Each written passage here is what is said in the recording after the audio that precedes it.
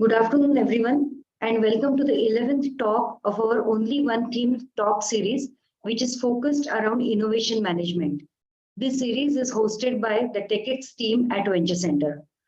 Today's topic is only writing industry proposals, and the speaker for today is Dr. Vilas Sinkar. Let me briefly introduce Dr. Sinkar.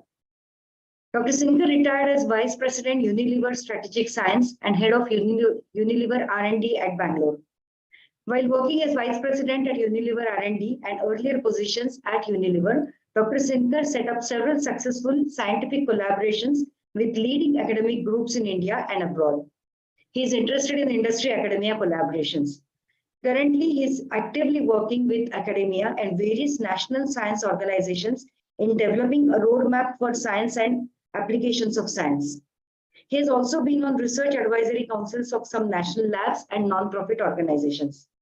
Dr. Sinkar is a postgraduate from University of Mumbai and MS and PhD from University of Rochester, US.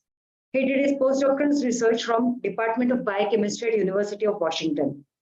Dr. Sinkar regularly mentors our startups and is also chair of our governing council of TechX at Venture Center. So with this brief introduction, welcome Dr. Sinkar to the session and over to you. Yeah, thanks, Mugdha. Well, good afternoon to you all.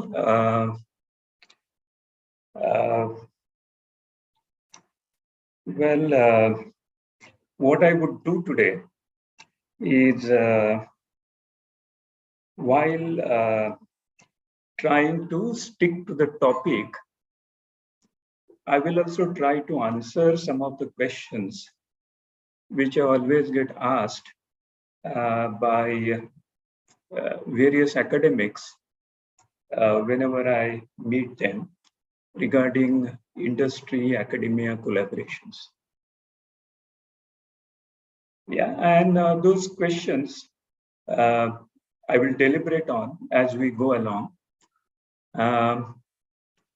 But typically, these are the questions like why, how industry works, why they work. Many of the people who try to work with industry, some people actually worked with industry, some people attempted to work with industry, and they have different kind of experiences, and they wonder how industry works. Yeah. So before I move forward and come to our today's topic, let me spend about 2 minutes and not more than that on how industry works. Yeah. See, industry operates in a very real world, quote unquote.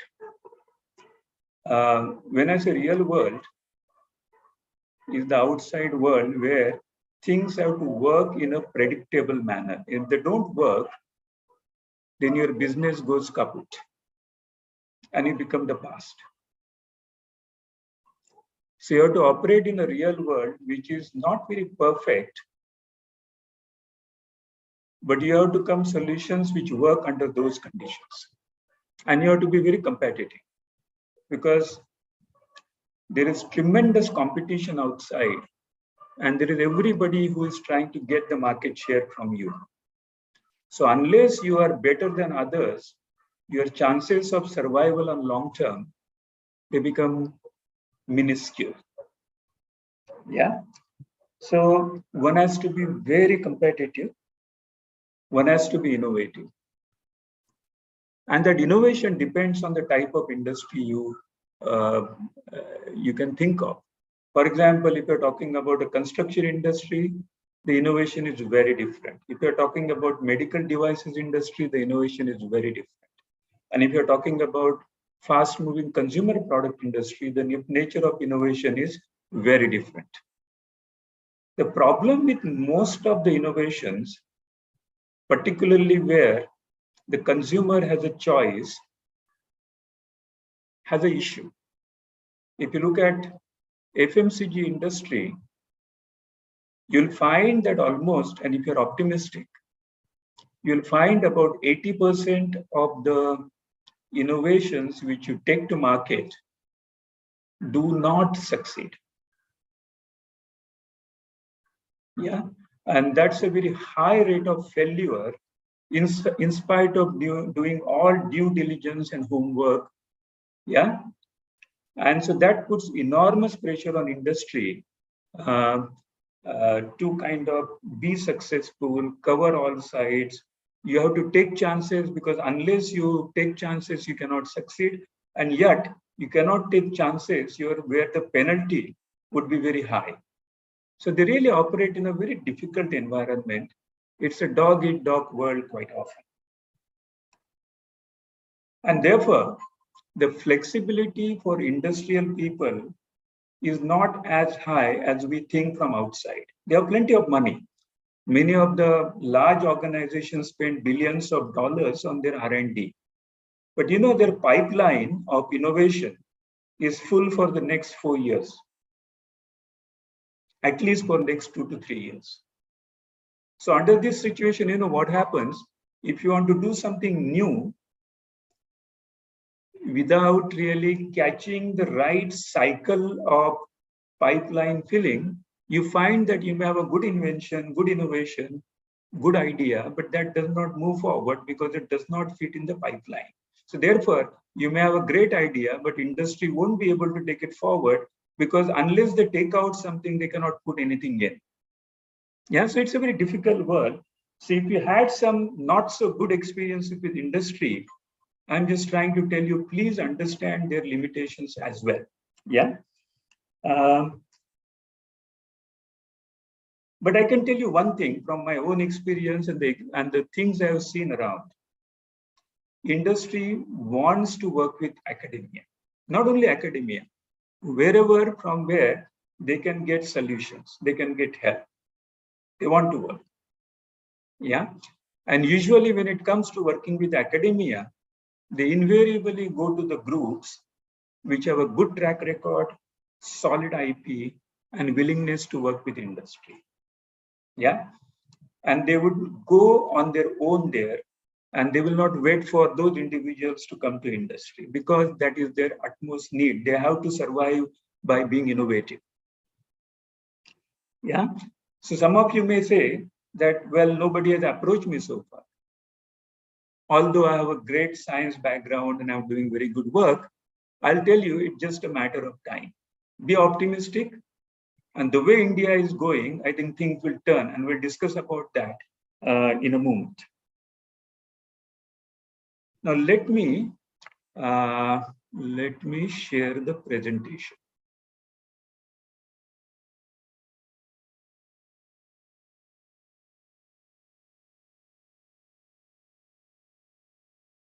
One second. Huh?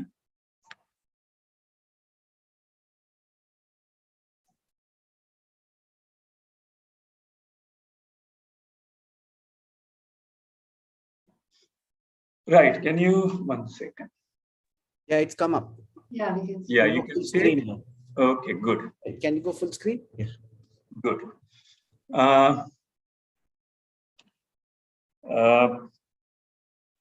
Well, the topic is about proposals for industry projects.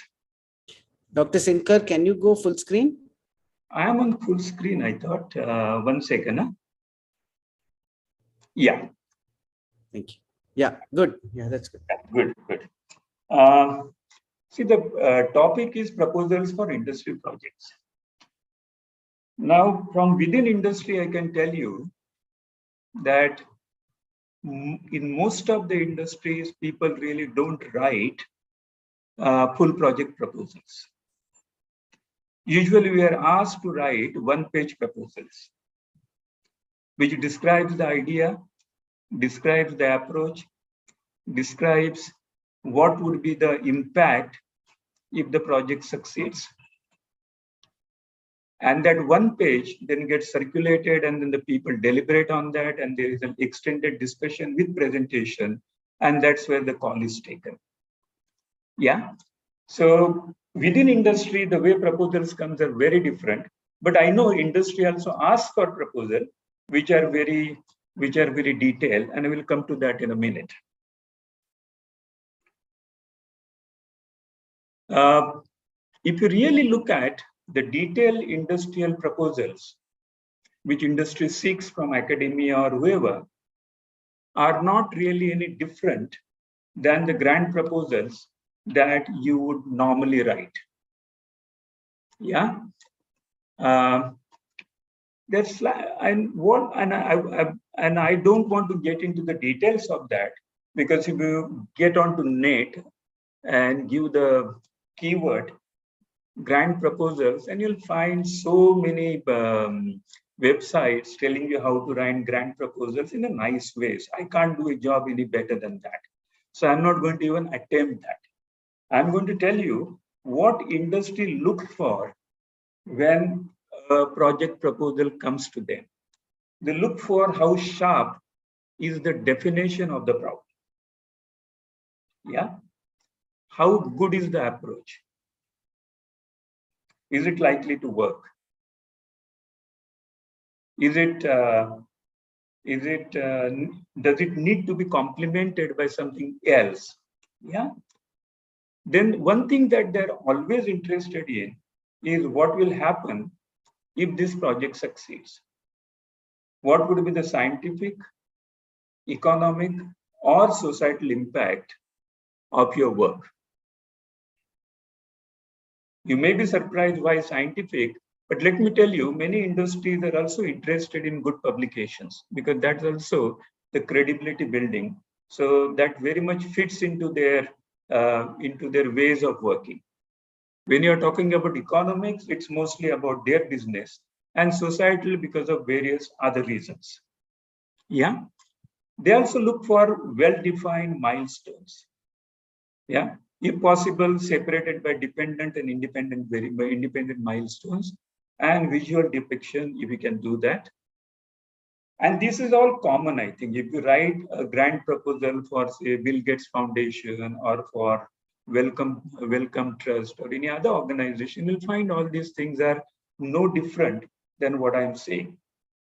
One thing I would kind of advise you, though, is avoid, to the extent possible, unnecessary scientific jargon. Yeah. And some of you may wonder why and how can you do that when you're writing a scientific proposal. Yeah. Please do all your scientific terminology and everything that is necessary in the proposal. But when you write the abstract and the one-page summary, in that, try to be free of jargon to the extent possible. And the reason for that is, see, industry has scientists at different levels. They have experts who are as good as experts as you'll find in academia. But there are science managers, yeah, who tend to manage different scientific programs at the same time. So they don't have much of scientific depth as you would like to have, but they would have tremendous scientific width. They can appreciate many things, but they may not understand, if you have too much of jargon, what you're trying to say. But if you explain to them in simple words what you want to say, they will be better than us in identifying what would be the impact of that particular investigation on business and on economics. Yeah, and I've seen it with my own eyes and ears. When I was a junior scientist, and I remember making presentations which were full of jargons, and the chairman of the company would listen to that and kind of shake his head because he would not understand what I have said. And later on, over a cup of tea, he would ask me, what do you mean by this? What do you mean by that? And after his concepts would get clear, he would say, why didn't you say that? Had you said that, you know what the implications are? If you do that, I can do this, I can do this, I can do this. And if I do that, it will have so much of impact on the business, which I would not have understood. So therefore, if you want to connect with the scientific hierarchy in the industry, try to keep scientific jargon to the minimum if possible. Well, before I go ahead, let me make this statement, and you will see part of these statements coming again and again at various points. if you want to get into a long-term relationship with business, which I guess would be the objective for at least some of you, you need to have mutual trust. You need to work very closely, and you need to have open and constant communication, regular reviews, and attempt to give on time in full delivery. If you do that, I can almost assure you that you will end up in a long-term relationship. Before I go ahead, let me share two incidences which I encountered in the recent past. Recent past means in the last couple of years. After my retirement, when I have been working with academia. While working at one place, one well-known pharma company approached us. And they wanted to have some kind of work done on a particular tumor type, cancer type. And it was very difficult to kind of talk to them. They were very demanding in terms of precision of everything. They wanted every timeline given in days, not in weeks. They wanted to know what will happen if this person resigns. How are you going to ensure that some other person would come? What are your options for various kind of things which may go wrong? And we were all wondering whether we should work with that particular company or not. Eventually, we decided to work with them. And I tell you, the scientist who was working with them was initially annoyed, but then she kind of said, let me give it a try. Let me be open about it and let me see how industry works and let me be a part of that and see how what happens. And I tell you today, after 4 years, that lady is still called by that industry for various things. She was on absolute good terms with them. She over-delivered on what was agreed with the industry. And this will happen because of the things which I've been telling you. So that's one successful example. I'm very happy about that. I'll tell you about one more example, which is not so happy, unfortunately. This was not a pharma industry, but a kind of a biological service providing company. And they wanted to also get into some kind of a work on skin biology. And they also linked up with one of the academic institutes which I was associated with. And that turned out to be a disaster because there was no mutual trust. The PI just hated those people. Those people thought that PI was not putting enough efforts. There was no open communication. The reviews were not in depth because often the feeling was that all the data was not getting shared. No deliveries were ever made. That project had to be abandoned after about 9 months. That is about 50% of its agreed time. Yeah. The industry lost about 50 lakhs of rupees. Yeah. But more than that, the loss is much bigger because that particular industry, the R&D director of that company wanted to get more and more into open innovation. And he wanted to make a success of this. And based on that, he wanted to convince his company to open more and more academic collaborations. This failure has put him back by about 3 to 4 years. He hasn't been able to convince his management to do any more academic collaboration. Yeah.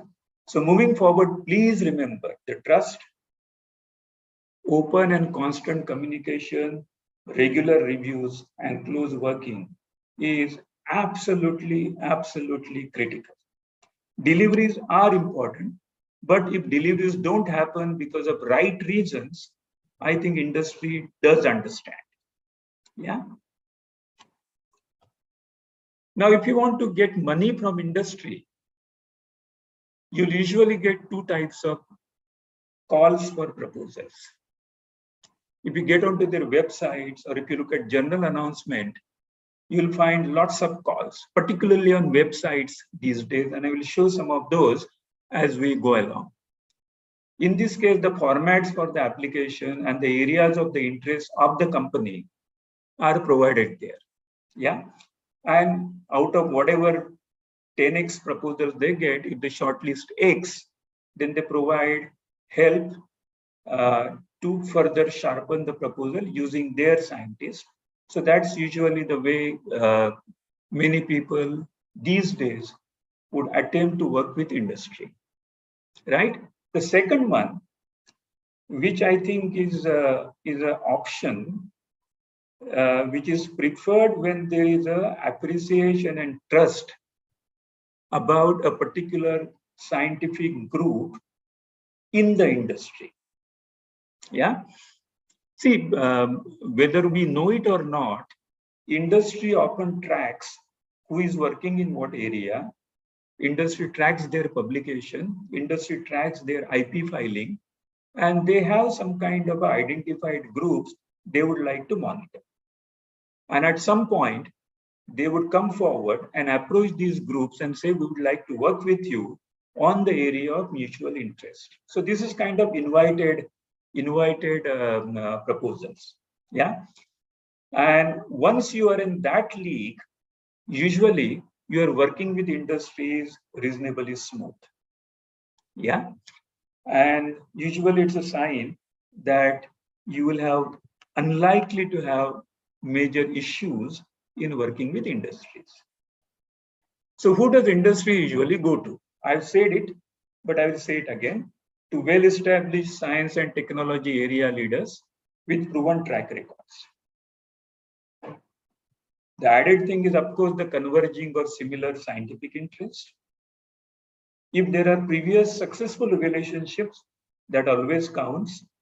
And if you don't have that, the reputation of the institution or the group is a plus.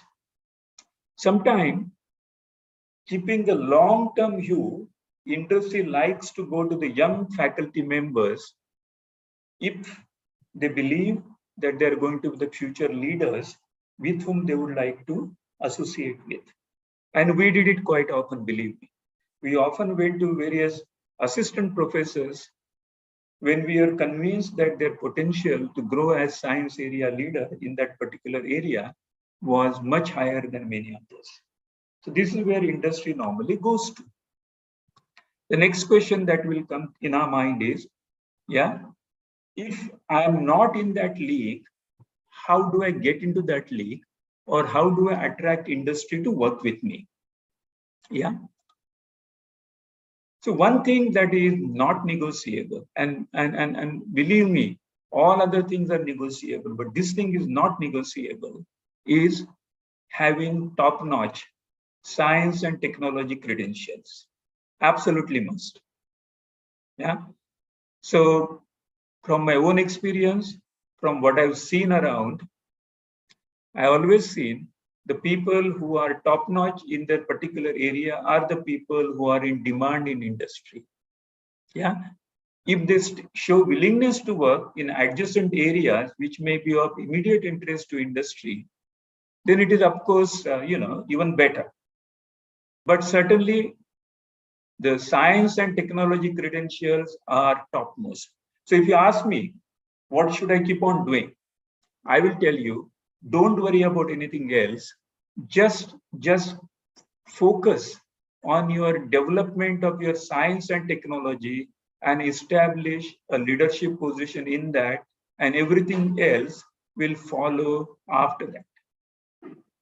Yeah. Well, having fair institutional policies for IP and licensing, etc., would help. Now, having done that, what you might want to do is start small with industry. Yeah. And that you can do by various ways. Yeah, you can write proposals from the websites and all that that I mentioned about earlier. But more than that, usually what works is whenever you go to any conference, yeah, you'll always find industry people. Talk to them, find out what they want. Yeah, they are also looking forward to academic people who they can work with. Yeah, but they will not come whole hog. They would also like to evaluate you. So start small, get something which is of mutual interest, which doesn't cost much, which doesn't take a long time, doesn't take a lot of efforts. and start small and develop that relationship. Yeah. Once you develop that relationship, then the next thing you may consider is actually apply for grants through government schemes, which require industrial partners. Now that gives sufficient incubation time for you to work with each other, gauge each other, and develop that trust. And once you develop that trust, I tell you, everything becomes easy. So have strong science and technology credentials, that is number one. And number two is the mutual trust. Have these two things, everything will fall in place. Yeah. Now we have been talking about this academia industry kind of collaborations or partnerships. Now let's look at what's happening on the ground. Yeah. And what I'm going to show you is a publication which came up in January 2021, which just mapped a part of partnerships or open innovation that is happening in the real world. They looked at only the pharmaceutical companies, biotechnology companies, and they're working with academia and the publications coming out of that. Yeah. And what they found that in 10 years, from say 2010 to 2020, if I'm not mistaken,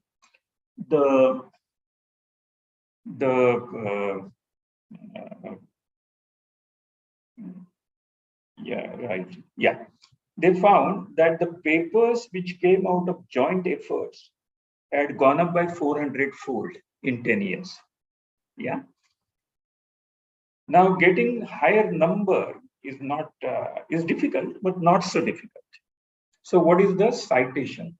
Because one worry that many academics have while working with industry is it going to dilute my science? Is it going to take me away from my high-class science? Am I going to suffer? Is my science going to suffer? Now, what this tells you actually, this particular paper, is that the citation of such papers where they came out of open innovation was about 5,000 times more than, was it 5,000 or 500? I don't remember now. Much higher compared to the earlier decade. Yeah. And they looked at, the mean citation count and all that, that was much higher. And another thing they found was the social media attention was much higher. Yeah. So the point I'm making here is that open innovation is very much on. In fact, it is growing leaps and bounds. And open innovation and working with industry, partnering with industry doesn't mean dilution of your science. Yeah, you can do good science, high impact science, the science which gets referred to and increases your citation count, right? Well, there's another thing which you should know of is how the industrial R&D is evolving over the last 20 years. Yeah, and there is one change that is happening, and that is the industrial R&D is becoming more and more networked, more and more looking outward. Yeah, if you look at something like, and again, this paper which I'm citing here of 2022 paper, it looked at, again, this example of pharma industry. They looked at about 20 companies and looked at their R&D and looked at how their R&D were placed. Yeah, and they found out that at 20, about 4 were very old-fashioned. They were very much internally focused, whereas bulk of the industry was looking externally or networked very strongly with the external ecosystem, but they still retain very much of their own identity. And bulk of the companies actually fell into this domain. But there are a couple who have now actually become almost like ecosystem enable. And what it means is they are open to everything that comes from outside. They become a part of the ecosystem. So they, in some way,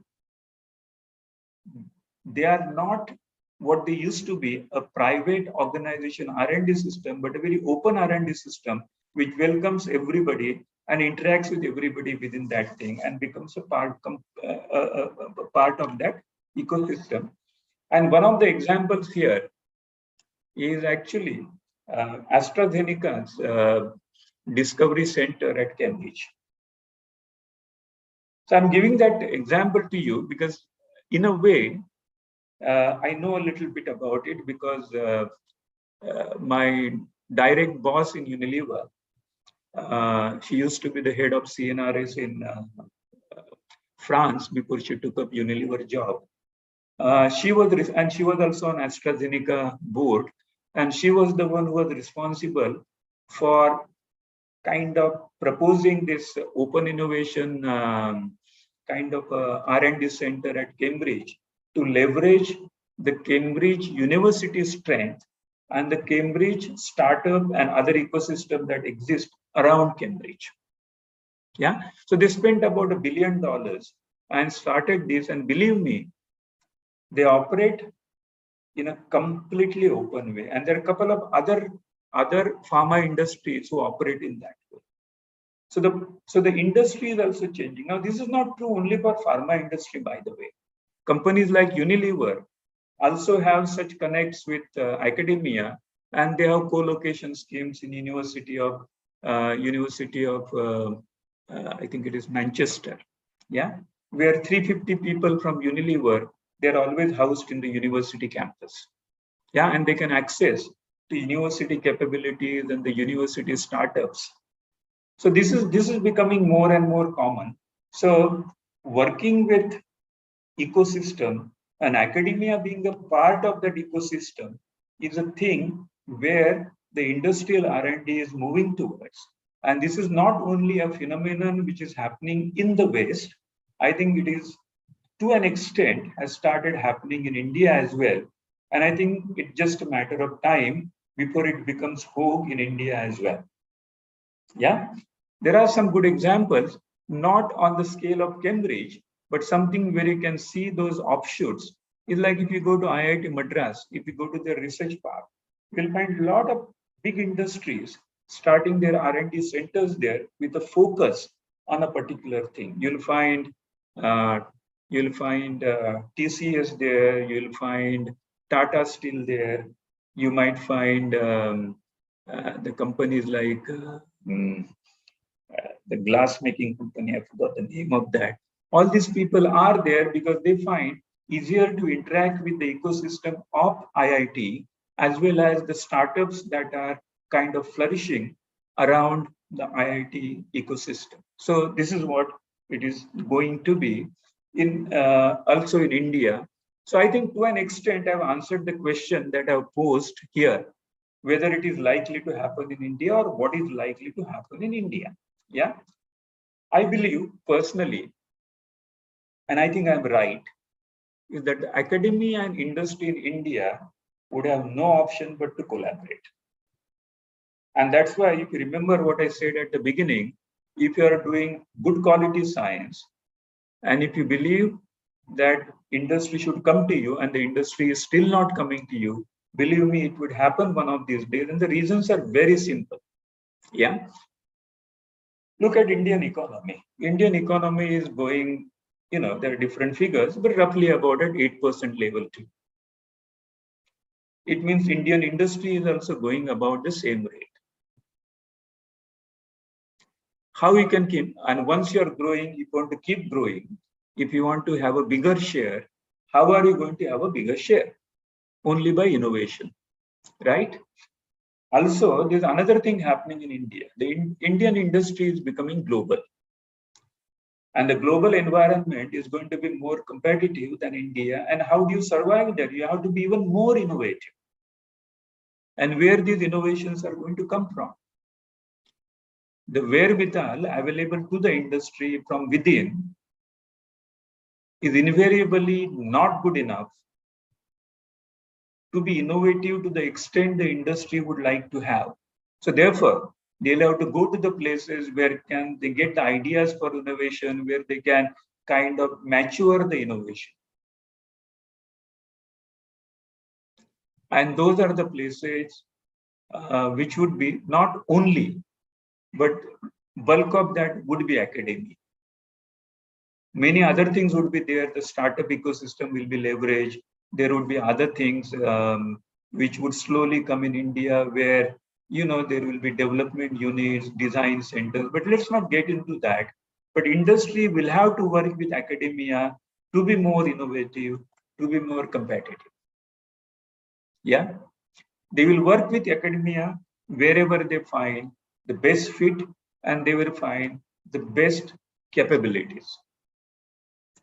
As you become global, the whole world is available to you. So you might see that some of the Indian industry might go to US, might go to Israel, might go to UK and forge relationships there. Yeah, which is happening. And we wonder why it's not happening in India. Yeah. And one reason for that is probably they don't find complementary scientific excellence in Indian academia as of now. Yeah, but it will change, because nowhere in history of world where the country is growing at a rapid rate, the industry has growing at a rapid rate, and academia has left behind. Never happens that way. These all move in tandem. So Indian academia would also blossom, and Indian academia, if it excels in science, believe me, industry will come to you. Industry will also come to you with your problems. They'll work very closely. So it's not the matter of whether, it's a matter of when. And that when is not too far as far as I can see. Yeah. How to prepare for such future partnerships? Yeah. How do I kind of decide the areas that I want to work in? Yeah. I'll again telling you from what I saw from industry side. Yeah. See, we always look at consumer mega trends, what the consumers are thinking, how the consumer trends are going to evolve over the next 10 years. And you can predict that fairly accurately. Yeah. So like industry looks at consumer mega trends, I think academia also needs to look at consumer mega trends. What consumers are likely to look for in another 10 years? What are the technology mega trends? What is happening in, say, the frontiers of science? What technologies are going to emerge, and how those technologies can be leveraged, yeah, for meeting the consumer needs, or improving the quality of life, or improving the environmental conditions, or improving sustainability. All those kind of things one can look at. Yeah. Already touched upon environmental concerns and business sustainability. Yeah, there are issues. Environmental issues are the big, and every company, you'll find every big company would have environmental kind of what do you call parameters embedded in their targets, where they want to have zero emissions, zero water discharge, zero solid waste discharge by such and such time, or no adverse carbon footprint by such and such time. Yeah. So those are the things, how you can contribute to that. How can you develop things which will help industry to mitigate their environmental concerns, or give them something which will help them in ensuring their business sustainability. Yeah. Also understand what are the current and evolving industry needs, including the needs of startups. Yeah.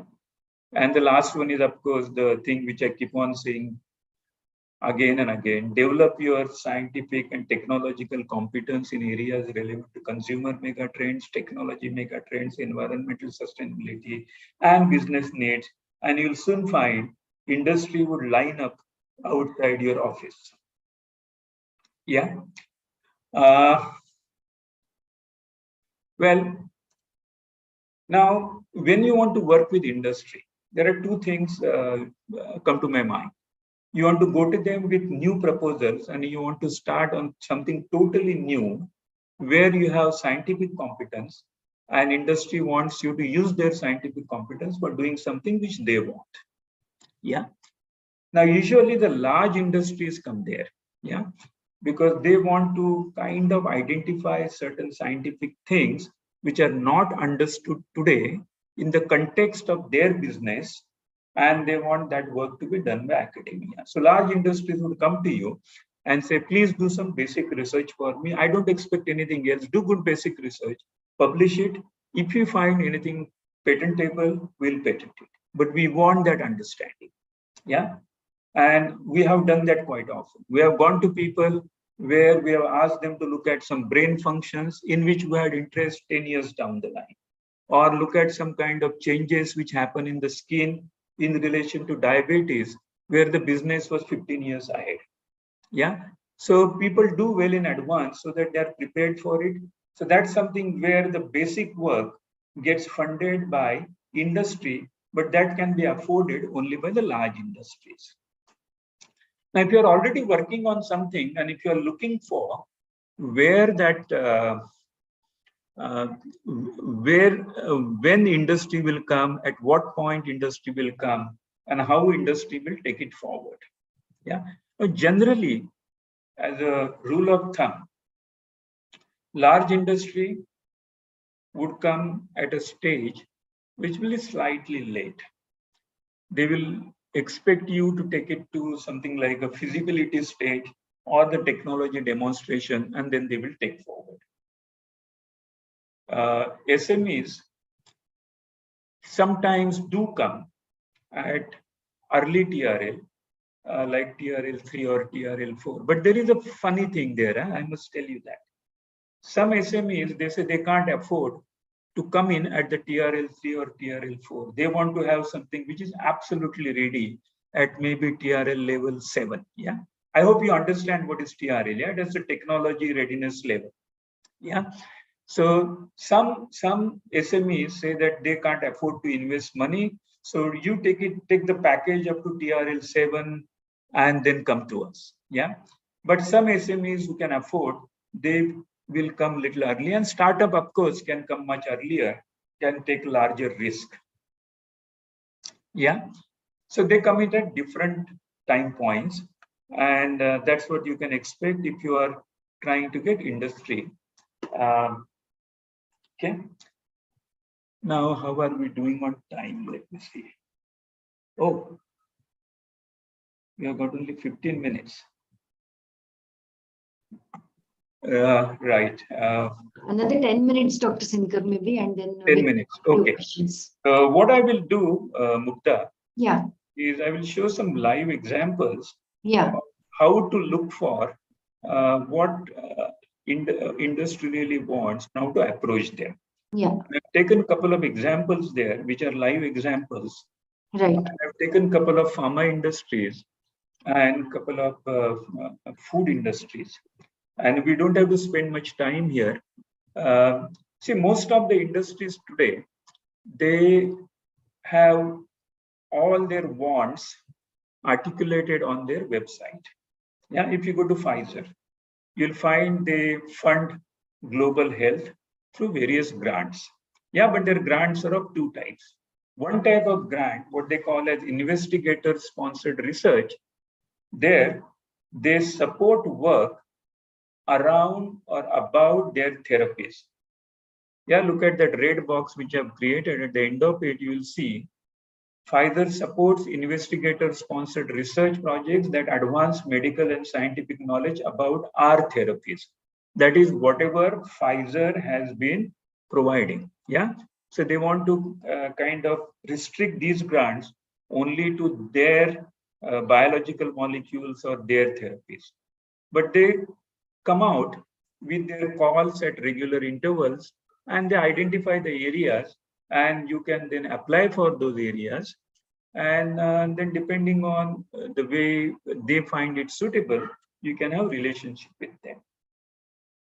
They also generally identify the areas of their interest. If you go to their website, you'll find there are different areas.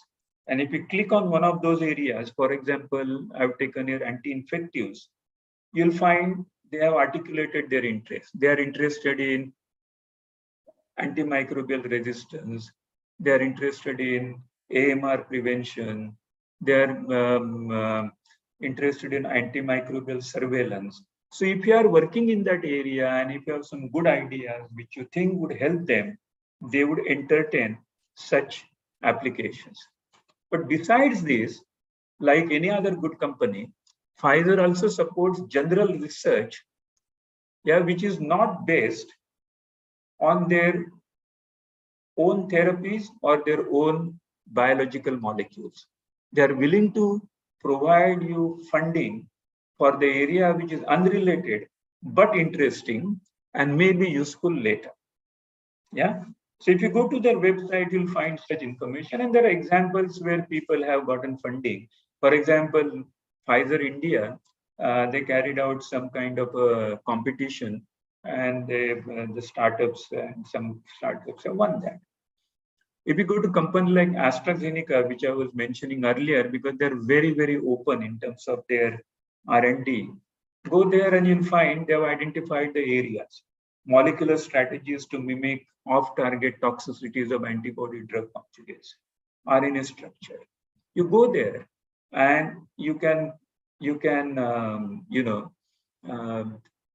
get more details from them and prepare your proposals in the area. If you happen to work in these areas, you have a chance. If you don't, and if you wish to work with industry, you may consider working in one of those areas. So another one which I've taken is BASF, which is a chemical company. They have a thing like you submit your molecule, you give your molecule to them, and they will evaluate it for you. And by the way, BASF is not the only company which does that. Eli Lilly also does that. If you give them something which is of pharmacological interest, they will take that molecule from you, and if it gets through some screen, then they will evaluate for you and they will give you all the data. So what BASF does is very simple.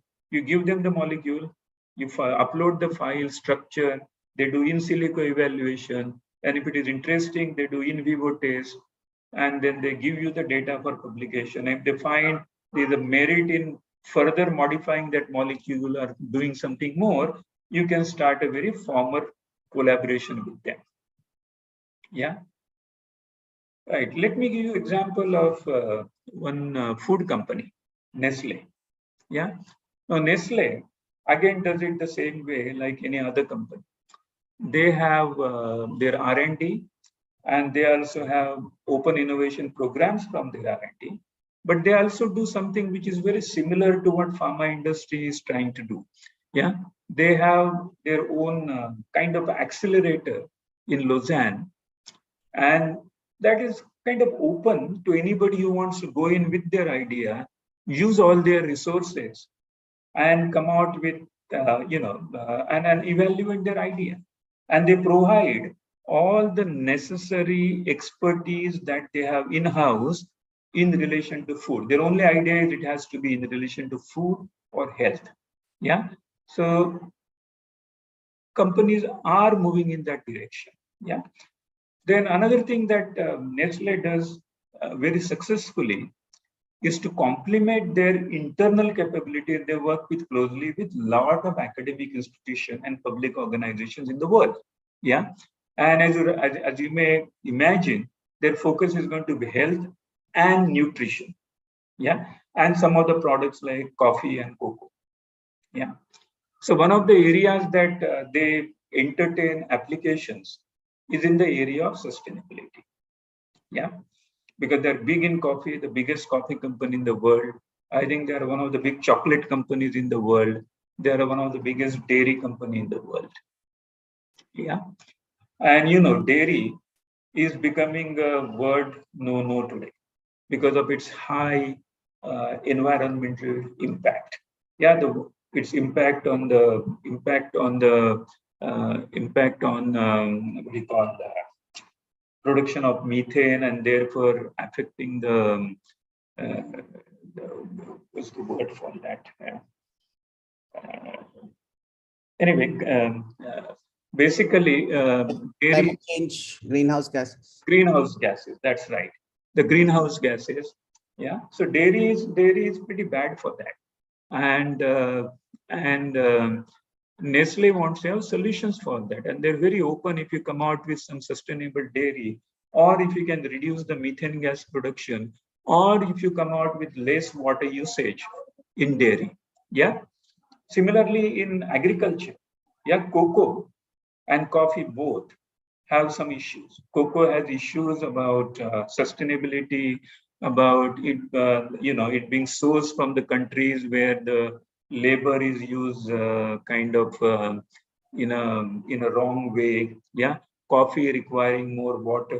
So if somebody comes out with sustainable, if somebody comes out with coffee which uses say 50% less water, they will jump at it. Yeah. So these are the things which these companies are looking at. And in terms of changing consumer perceptions and needs, they're also looking at future solutions. Yeah, we talked about dairy and the meat industry being the one of the biggest polluting industry in the world. Similarly, agriculture, I did not know till about 1 month back that almost 40 to 45% of the cereals which are grown in the world are fed to animals, either for producing milk or to produce meat. Yeah, and meat production is one of the most expensive production of food. For example, cow, apparently energy-wise is only 2%. 2% of the energy that you give to cow gets converted into meat. So these are very expensive, and this is not going to last when the world population is becoming 10 billion. And that's a mega trend again. And the world population is increasing. And how do you feed them? And how do you feed them in a way where you don't compromise their nutrition or you don't compromise their health? Yeah. So you have to go away from animal proteins. Then you have to create a source of vegetarian protein, but yet you don't want to compromise on the taste of the non-veg protein. Yeah, because that's a consumer lie. So what they're coming out with products which are vegan in nature, but they are like vegan tuna or vegan shrimp, which have the same consistency, same flavor as you'll find in shrimps or in tuna, but they will be completely vegetarian. Yeah, so plant proteins is becoming actually one of the things in nutrition today. So these are some of the Nestle products where they are replacing animal proteins in the first two by plant proteins, and there is a vegan Kit Kat where dairy has been replaced by vegetable fat. So these kind of things are happening. Other companies are not far behind. If you look at Unilever, they have a brand called the Vegetarian Butcher, which was started by two partners about 7-8 years back. One was acquired by Unilever about 4 years back, which is close to about a €1 billion brand too. And they produce all these plant-based burgers and all other plant-based meat products, which are increasingly consumed by consumers. And this trend is going to catch up in India also. Yeah. So if you can come out, work in this area, I guess there's a big future, because 10 billion is a huge number. When we started kind of counting people about in say year 1800, we had about, if I'm not mistaken, about not more than 1 to 2 billion people.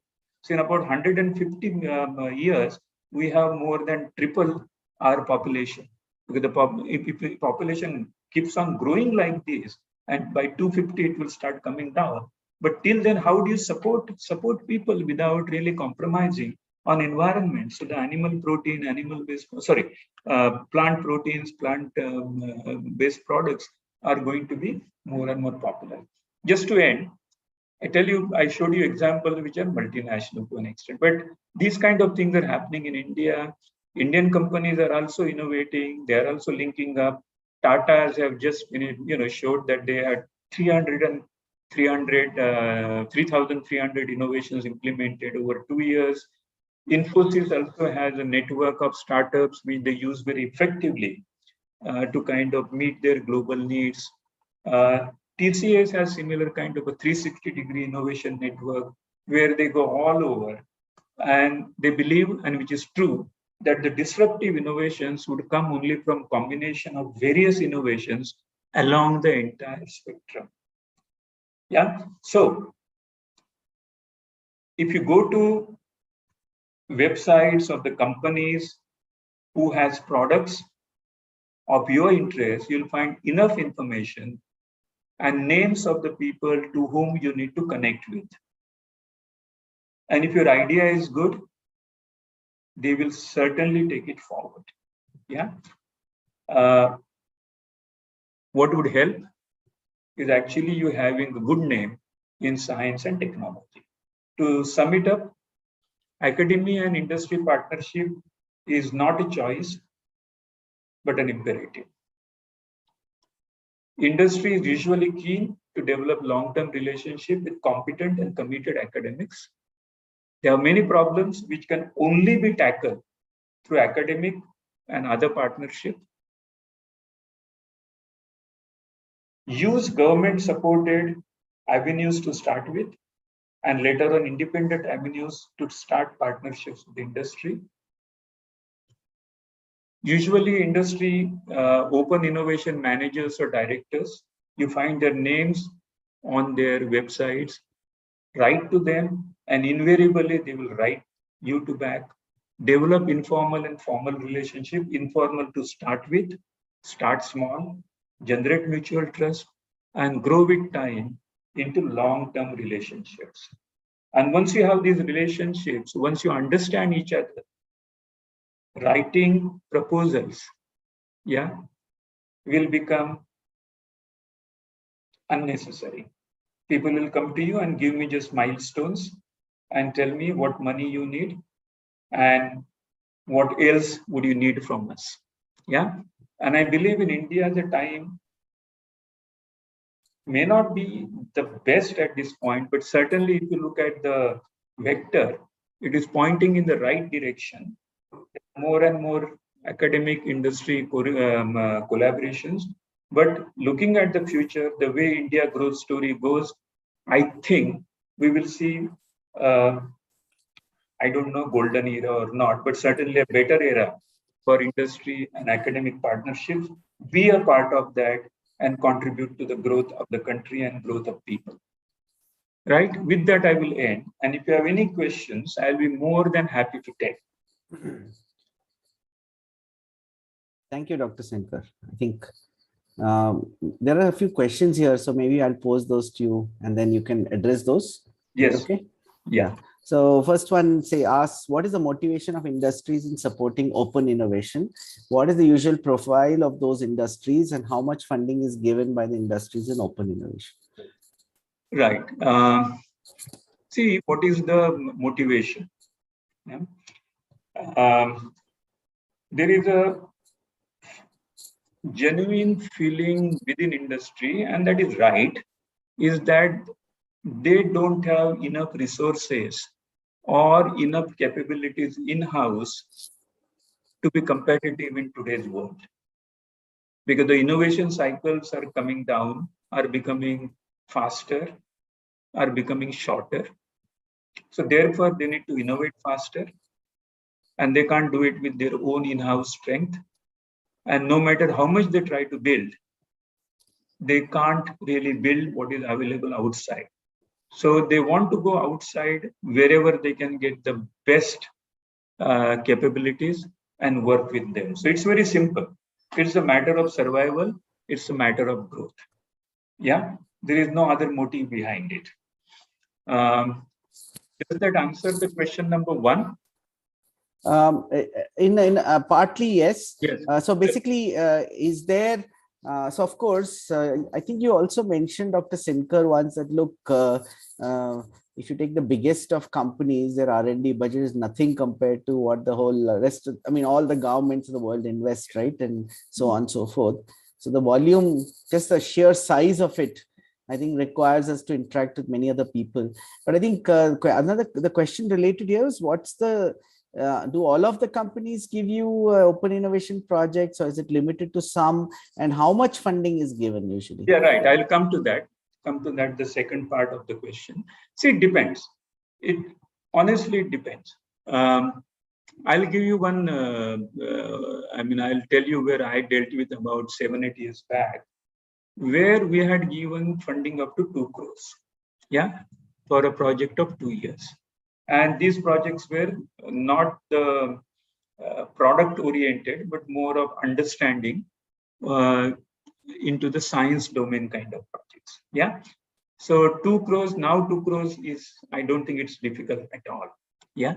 So 2 to 3 crores one can easily get, depending on the kind of knowledge you will generate, or the kind of solutions that you will provide. Yeah. But having said that, many of the companies today, they say that they are willing to invest not in academics, but in, say, startups, willing to provide up to 20 million euro funding, yeah, depending on the proposition that the startup puts forward. So I don't think there's a real, okay, that also, let me give you another example. We had one collaboration in US, in California, in one of the startup companies, but we were not having any share in that. But we had given them one project where they were screening certain molecules for us and looking at some of their properties in which we were interested in. And that funding was close to the tune of 2 million for 1 year. Yeah, 2 million euro. So funding is usually not a big constraint if the idea is good and the output is going to be potentially invaluable to the industry. Yeah. But then there are examples where we would have given also 10 lakhs or 20 lakhs, depending on the proposal and depending on the kind of work. So it depends on how ambitious you are and what kind of problem you want to tackle. Suppose today you come out with a, sorry, I'm taking 1 minute. Yeah. You come out with a proposal today that I'm coming out with a circular packaging solution. Yeah. I can tell you, you will get 20 million, 25 million very easily. Yeah. But that proposal has to have something which people would feel like exploring. So there has to be some meat into that. So it depends on the kind of problems you want to solve. Dr. Sinkar, there will be situations where the industry will want some rights of commercialization, IP rights and all, right? When they're funding work. Do you want to comment on that? Yeah. See, there are different type of agreements. Usually, any industry which funds work would like to use that work for their benefit. Yeah, and certainly not their competition to use that against them. So you have built-in clauses there where you have the IP jointly with the academic partner, with the rights of exploitation given to the company based on certain formula. It can be upfront payment. It can be payment based on royalties, on say your turnover. So it all depends on what kind of projects, who are you working with, and is that project going to be something which will result into immediate industrial, something which will result into revenue generation. Yeah. For example, we had a lot of projects in IISc, and there we had this clause that if IP comes and if we want to retain the IP, we may not use it, but we want to just buy that IP. We will have certain fixed amount that we'll pay to you, and the rights will be with us. Yeah, but those were so much into, say, academic end. Converting those IPs into something real life would have taken us 7-8 years, or at least 3-4 years. So depending on the output, how imminently it is usable, the value of that would change. But certainly, yeah, every company that funds likes to retain the IP, and they pay something in return to the academic industry, academic institute. So, Dr. Sinkar, there's another question. What policies can higher education institutes enact to attract industries for collaborative or sponsored research? Or other words, what are the good things in institutional policies that attract industry? Yeah, that's a good question, and we can deliberate on that for a very long time, to be honest. See, first thing you need if industry wants to come to you is scientific excellence. Yeah, first develop that. If you have that, then you need systems within your academic institute which are open for collaboration. Yeah, I'll tell you our experiences. There are some institutes and academic organizations where it takes about a month or 2 months to sign a non-disclosure agreement, which normally happens in 5 minutes in any industry or even in many government organizations, because the systems are there.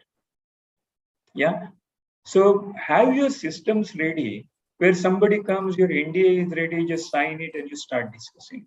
You should have your institutional policies ready about how the IP will be shared, what will be your terms and conditions, so that the industry which comes to you is very clear about what to expect, and they start negotiating on those fronts. Yeah. Having said that, compare these things. Just give me a second. Sure. Having said that, you look at some of the Western universities. Yeah, you go to Wageningen. Yeah, you go to some universities in the UK, not to talk about US. Yeah, what happens there is it's very easy to work. You go there, everything is ready, the professor is ready.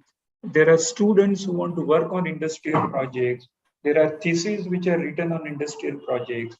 Sometimes there are, and sometimes there are considerations given for, for filing IP, because it may take some time before you file IP. So even that thing is taken into consideration, and the degree is not delayed because of that. So you need to kind of change many things at a very fundamental level to ensure that the industry comes to you.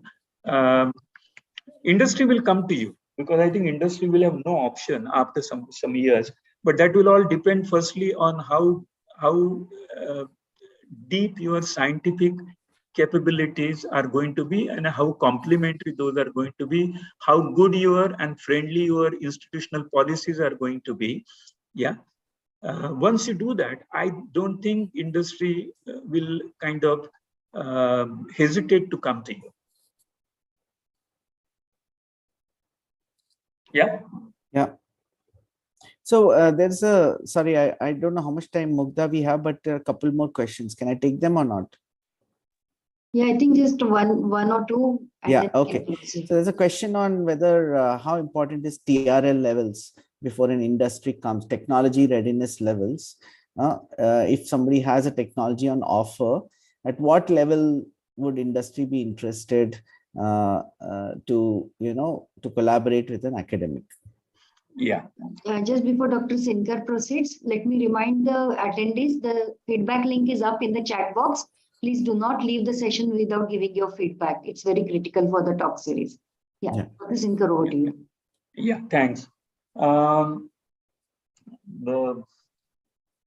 was the question? Can you? Yeah, the question was more on technology readiness levels. Yeah, right. And whether people, whether industry cares about it, and do they want to come at a certain point when the technology is at a certain stage? Right. Yeah. Well, so far I was telling you about what academia should do to get more industry people coming to them. There's also unfortunate thing in industry that all industries are not at the same readiness level uh, for receiving technologies from outside. Yeah, it's an unfortunate part in India. There are companies which are reasonably big, but their innovation capabilities are very limited. And they can absorb things from outside only and only if those are at technology level of 6 or 7. Below that, if you go to them, they have no wherewithal to take it forward, unfortunately. That's about FMCG companies. I won't name them, but some of the FMCG companies clearly tell you that anything 3 and 4 don't come to us. We can't take those forward. I want ready-made solutions. There are companies like Unilever and many others who can take things from your TRL level of 1. Yeah. In fact, they like to take those forward from TRL level 1. Yeah. Many big companies like that. They don't want ready-made products from you because they think they can develop better products or better technologies than you. What they can't do better than you is science. So they want your TRL 1, 2, and they know how to take it forward. Mhm. Yeah. I think that is a. Yeah. Do you want to add something, or that's? I think that's a good answer. I just wanted to say something. So it actually depends, Perhaps you can address another question, which is about. Yeah. I had asked also about how important is it for the academic to do any techno-commercial analysis, and if it's done, would you believe it as industry? Techno-commercial Assessments. Huh. How useful is it for the academic to do it? Is it expected, or would you just do it yourself if you were an industry person? Well, again, it depends. Yeah. Mm-hmm. I think it is good for the academia to do that so that it gives some kind of a ballpark idea. Yeah. But that will change because what you do in the lab, what you do on a, say, pilot scale, and when you take it to a factory scale, things change, the raw materials change, the energy equations change. So all that changes, but it gives you some idea whether we are talking about thousands or we are talking about millions. So it's good to have that kind of a evaluation done. Otherwise, it can create problems. And I know many technologies where such things have happened uh, in a wrong way or in a pleasantly wrong way, where they have used chemicals taken from, say, analytical grade. And when actually a chemical industry uses different grade, the economic all of a sudden becomes extremely favorable. Sometimes it works other way, but it's good to have some idea about it. Okay. So, Dr. Sinkar, we'll close with one last question. There's hand up from AKC. So I had unmuted you. Looks like you try again. Yeah. Hello. Yeah, go ahead. Yeah, briefly, please ask a question. We can't hear you clearly. Hello. Can you hear now? I can't hear you. Yeah, not Hello. clear. Is it okay now? Yeah, please try. Better. I'll repeat it. Yeah, go ahead. Okay, fine. See, in our see, there are two things. One is contract research, and another is collaborative research.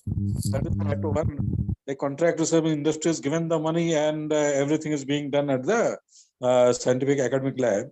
And collaborative means like something being done at the academic level, and parallelly something is happening at the industrial level also. So, like, what is the preference of the industries between these two things? Number one. Number two, when the industries fund, on which heads usually do they fund only for the materials, or do they fund even for the manpower? If they fund for the manpower, then what criteria do they put? What should be the manpower selection criteria and all? Okay, so these are certain administrative issues that we like to know. Okay, Dr. Sinkar, I think I'll just repeat the question for you, right? So the question was that there is on one side contract, I mean the terminology in certain organizations, contract research or sponsored research, and another is collaborative research. Because sponsored or contract research being something where the entire work is done by academia, whereas something else where collaborative, where both parties do some of the work. Okay. Is there any preference for industry for either of these? And also the other question was relating to, are there any restrictions, the kind of heads or preferences in the kind of heads that industry funds when they're working with academia?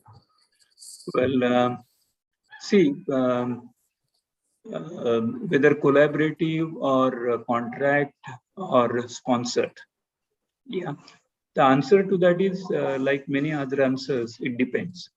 Yeah, if the industry has in-house strength in a given area, they like to collaborate.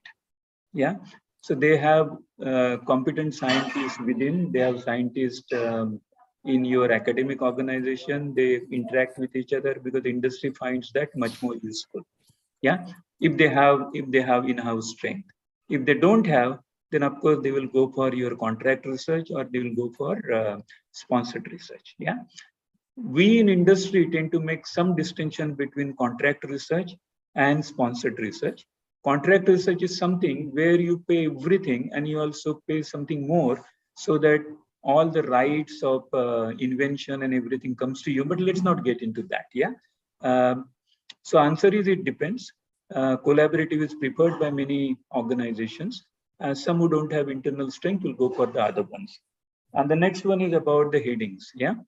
I'll tell you, at least from my perspective, and what I have done always is we interchange the heads as the academia wanted, as long as we were getting the deliveries from academia.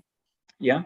So we when it comes to paying for people, usually the people who are recruited for projects are paid by, their salaries are paid by industry. The reagents and other things that you require are paid by the industry. On top of it, they pay you some kind of your overhead charges, which are required for using the lab and other things which you do, and also some kind of extra money to the PI because he or she is using her time for doing this work. Yeah, so we pay for all that, and yet within that we are quite flexible because we had a situation where somebody said, I have a travel budget of about 2 lakhs. I want to buy a kit for that. Would you allow? Yes, of course, no problem. You can use that money for buying chemicals. We have no problem as long as you don't exceed the budget. And I believe most of the industries would work with this way with academia. Okay, Dr. Gajra, did you have a comment?